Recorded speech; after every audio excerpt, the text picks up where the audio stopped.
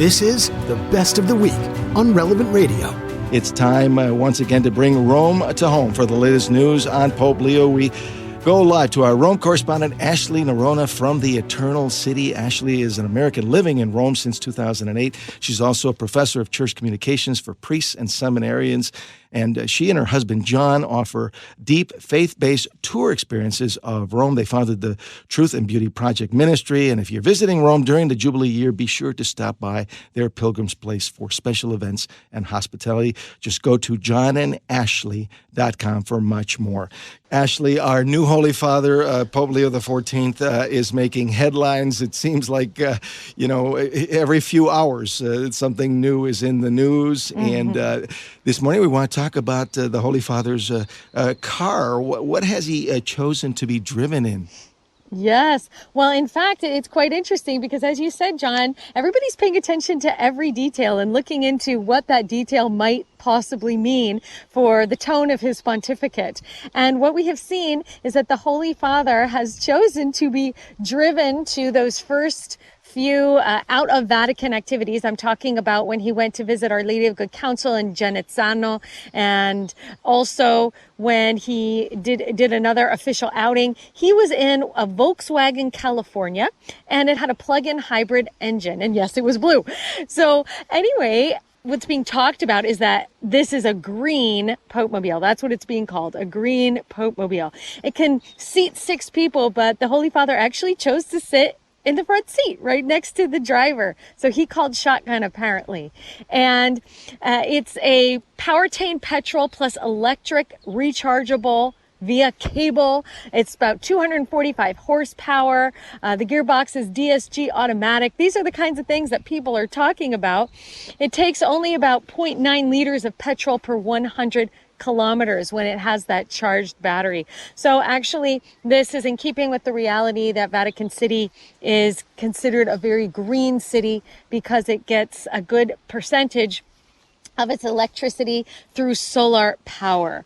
So this is basically a car that was already owned by the Vatican, but of course it's being talked about as an interesting choice by the Holy Father, and people are looking at what this might mean for his particular taste and his penchant towards being friendly to the environment. It's super interesting. So he'll go to a Volkswagen from the previous Mercedes-Benz Popemobile of Pope Francis.